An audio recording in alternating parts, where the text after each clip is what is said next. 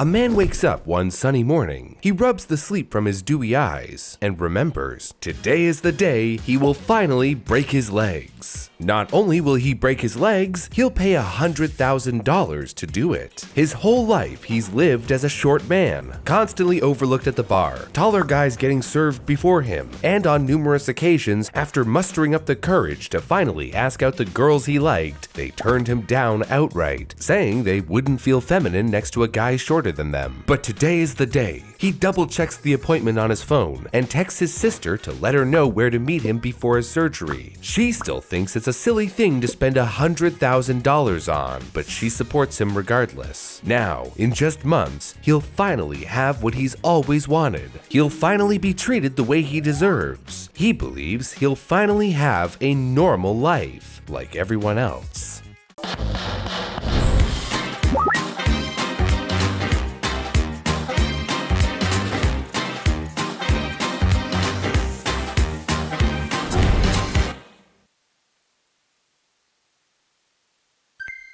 It's hard to be short, genuinely. From reaching the top shelf at the grocery store to being unable to touch your feet to the ground when you sit in at restaurants, not to mention concerts are mostly just staring at someone's back. It can be a real source of frustration, not to mention the low-grade simmer of discrimination that still pervades modern society. The average height of the American man is 5'9", and every inch less than that can have effects socially as well as materially. According to a 2009 Australian study, shorter men make on average about $500 less per inch than their taller counterparts. Not only that, but the average height of male Fortune 500 CEOs is 6 feet. For these reasons and more, it's becoming increasingly common for men to undergo invasive limb lengthening surgeries. If you're on the shorter side and you're thinking, oh man, I would love to be taller, don't get too excited yet. In order to get at least 3 inches taller, you're looking at a price tag in the ballpark of $75,000 to extend your femurs. If you want another 3 inches on top of that, expect to pay upwards of $150,000 to do your femur and your tibias. If you don't believe me, let's talk about Alan, a 23-year-old software engineer from Chicago. That's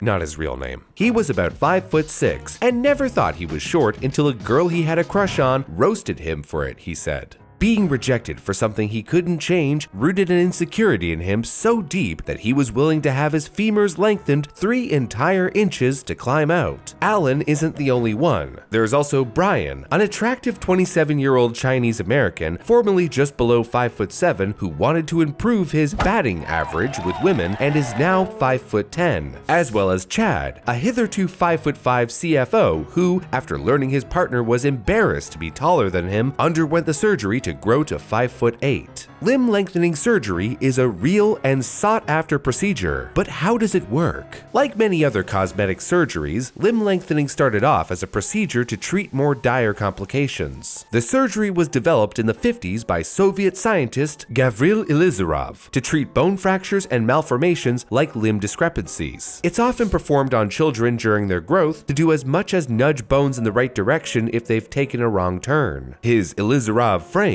was the first generation of the devices that we continue to use today. Looking like a tube-shaped metal scaffolding, the frame sits around your limb and uses pins driven through the flesh into the bone to hold it in place. Then, over time, the frame wrenches the bones apart until new bone tissue fills the space. The Ilizarov frame drove pins through the skin and muscle and finally into the bones, leaving open sores. But nowadays, many clinics use nails that are inserted directly into the bone, which avoid the open sores that could become infected. The process uses our body's natural ability to grow more bone to lengthen the bone over the course of 3 stages: surgery, distraction, and consolidation. The first stage, surgery, consists of breaking the limb in question. A surgeon will cut the bone with care, ensuring that blood flow remains as well as maintaining the other processes that aid in bone growth. Surgeons will either cut into the tibia or the femur depending on the situation and how much height you want to add. Typically, you can get 3 inches from your femurs, costing about $75,000. And you can get an additional 3 if you also do your tibias as well, coming to about $155,000 for the entire procedure. After the bone has been separated, the surgeon will then attach a lengthening device like the Elizarov apparatus or an internal telescoping rod that will eventually stretch the top portion of the limb from the bottom. This step requires about a week to 10 days of recovery before the lengthening can begin in earnest. In the second stage, distraction, surgeons will slowly, and I mean slowly, pull each portion of the bone away from the other so that new bone can grow in between them. This step takes about 2 months. And while the lengthening will begin in a hospital with a doctor, the patient or the caretakers will be taught how to lengthen the bone at home. Not every mystery we solve here on Brew has a tragic ending. In fact, today's sponsor, Masterworks, has solved one of elite society's oldest mysteries. Why do some of the richest people in the world invest millions, even billions, in art? Listen to this. Art is an asset that could still increase in value when other, more traditional assets are plummeting. Think inflation, recessions, really doesn't matter.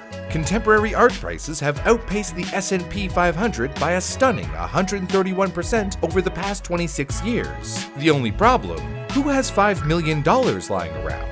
So the masterminds at Masterworks figured out how to make the same art billionaires invest in available to regular investors like yourself and reap the potential benefits for a fraction of the cost. Think thousands, not millions. And while over the past 12 months, most markets were getting crushed, Masterworks returned tens of millions of profits to investors. In fact, Masterworks saw returns of over 9% all the way up to 36% with their recent sales. Outlets like CNBC, CNN, and the New York Times are raving about the idea, and over 617,000 people have signed up so far. In fact, demand is so high, art can sell out in minutes. But our subscribers can claim a free, no-obligation account at the link in the description right now. And remember, no investment is risk-free. Limbs are most often lengthened at a rate of about a millimeter a day, and how long the process takes is determined by how much extra length you want to add. For example, if you want to add 50 millimeters, aka 5 centimeters or 2 inches, then that would take about 50 days. Medical teams will schedule checkups with you to monitor the bone, muscle, nerves, and other tissues carefully during this step, so if they spot any complications, they can address them immediately. If your joints become stiff or if doctors spot any damage, they might temporarily stop or slow down the lengthening process. The final stage is the consolidation or the healing stage. This takes place after the limb reaches the length determined by the surgeons and patient before surgery. In this time, the bone, muscle, nerves, tendons, ligaments, and all other fun, meaty parts grow into the space and adjust around the new growth. In terms of how long you can expect to sit around healing, it usually takes about twice as long as the lengthening stage. 50 millimeters takes 50 days to stretch and 100 days to heal, and so forth. It should also be noted that physical therapy is crucial throughout the stretching and healing process, otherwise you could lose some mobility. You should also refrain from putting any weight you don't have to on the limb in question. Dr. Kevin Deviparshad, or as his patients call him, Dr. D, of the Limplast X Institute, says that, "I always tell patients that when they stop lengthening, that's when they get into trouble, because they feel good. They got their new height and they have no pain. They get impatient." One of Dr. D's patients, a man going by John, had to be chided for walking around on his legs without crutches. Even though his healing process was coming to an end, Dr. D said that since his bone was still forming, he's incredibly vulnerable. If he were to fall or damage the screws in his legs even a little, they would have to go back into surgery and start the healing process over from the beginning. That's months upon months of wheelchair-laden, rehab-attending, pain-filled day-to-day you can risk going back to if you're not careful. Not to mention none of it is free. I can't say for sure what the cost would be, but remember the whole process costs at least 70 grand, so going back into surgery isn't gonna be cheap. When GQ articles editor Chris Guiamali found out about leg lengthening, it was in a Google search. How to grow taller as an adult didn't bring many answers, but it did remind him of the times his height impeded his ability to participate in things. At 5'6", he mentions that he wasn't able to make the basketball team. He's still unable to reach the Instant Pot in the top cupboard, and he was even rejected by a taller girl he liked. When Chris and his wife first started dating, he made a joke. He said, "If I was taller, we'd probably be together already." implying that she would have liked him more if they were the same height. Chris continues, saying that there's always a part of us that feels like a physically incomplete version of who we were supposed to be. You, but at a 90% scale. Chris thought about undergoing the surgery, but he said that after talking with his wife, eventually, I came around to the fact that we would be 80 years old and still together. And at that point, we'd just be hunched over, wrinkly, droopy. Having that longer term perspective, it was easy. For Chris, taking a look to the future with his wife was what he needed to feel better about his height. Of course, he's still going to have to deal with pulling over a chair to grab anything from the top cupboard, but having relationships with people who love and respect him is enough to deal with any social stigmas that might come along with his short stature. But for some, that's not enough, and they need to literally step up the game. It should be said too that it's not just short men who get the proverbial short end of the stick. According to a 2013 study in the Netherlands, only 7.5% of heterosexual relationships were between a shorter man and a taller woman. This means two things. Heterosexual men generally go for women that are shorter than them, and vice versa. Heterosexual women generally go for men who are taller than them. But this fact rears its ugly, empirically studied head in many ways. Alan, Brian, and Chad were roasted for being shorter than their female partners. But I really want to make sure that we also recognize that tall women are often roasted too. USA Today writer Hannah Yasharoff, discussing Netflix's original movie Tall Girl 2, a story of a 6'3" girl who falls in love with her short best friend, says that in her experience, men often vocalize their discomfort with dating a taller woman. Not only that, but the men Jackson meets off of dating apps round up their height and are then surprised or upset when she ends up being taller than them. Lie and say you're taller than you really are, and then get angry at a woman for not being shorter than you. Makes sense, fellas. The point being that society expects men and women to look certain ways, but as we can see, not everyone fits into those expectations. Now, we all have the right to be able to make ourselves look the way we want to look, but when it comes to cosmetic surgeries, people have all sorts of opinions about when it's acceptable to change your body. Not all of us are living with the same bodies, and what body we live in affects how we are able to engage with the world. A short woman is treated differently than a short man, or a tall woman, or a tall man for that matter. Dr. D jokingly said that he could own a tech company with the number of computer engineers and Silicon Valley programmers that come into his office. He has clients from Google, Amazon, Facebook, and Microsoft, among others. However, social stigma isn't the only reason why people are choosing to go under the knife for a handful of inches. There are individuals born with disabilities that impact their quality of life, like Kristen De Andrade, a Floridian born with achondroplasia dwarfism, a disorder of bone growth that prevents the changing of cartilage, but it also affects height. Kristen started her procedures in June 1998 when she was 12 years old. At her natural height, many daily tasks and chores were nigh impossible for her to do without supports. In an interview about her condition, she said, "I struggled to navigate through public spaces. Toilets were too high, and I couldn't reach light switches. My school had to adapt everything for me. I had my own table with little boxes to help me get up to my chair." Over the next 4 years, Kristen underwent back-to-back regular surgeries, slowly stretching out her limbs. They started with her lower legs, the tibias, stretching them out 6 inches. Then they moved on to her upper legs, her femurs, until she went from a measly 3'9" to a towering 4'11", an increase of over 14 inches. However, not everyone is as enthused as Kristen was about her sudden increase in height. She says that there are some people in the dwarfism community who claim it to be cosmetic surgery. They have said that I should love my body for who I am and that I should be ashamed for wanting to be like everyone else. It is true, in a way. You should love your body. But when it comes to restoring or increasing ability for individuals who have become disabled or born disabled, it can be a gateway to living a more independent life. Kristen said that for her, the surgery was my view into the future, a future of being independent and the ability to navigate an average-sized world free of pain. And there's also something to be said of Chris, who remains a short person, but thanks to a support system, doesn't need to be physically taller. For some of us struggling with being treated differently differently because of our bodies, therapy can be a massive help, and as a bonus, it's pennies next to the cost of having your femurs broken and yanked apart. What I find most interesting is that Dr. D has also performed limb lengthening surgeries for trans men to help them with gender dysphoria or just to simply pass as cis more easily. He also notes that he's even performed limb shortening for trans women for the opposite reason. I'm reminded of what Chris said about short guys. There's always a part of us that feels like a physically incomplete version of who we were supposed to be. Because, in a way, all of Dr. D's clients are asking for surgeries in order to affirm their identities. Men feel like they're supposed to be tall and powerful, women are short and dainty, and the gendered expectations that come with those identities impact cis and trans people alike. In the end, you have the right to do what you want with your body. I just want to make sure that you know that you're perfect just the way you are. But if you do yearn for taller shores, then I say to you,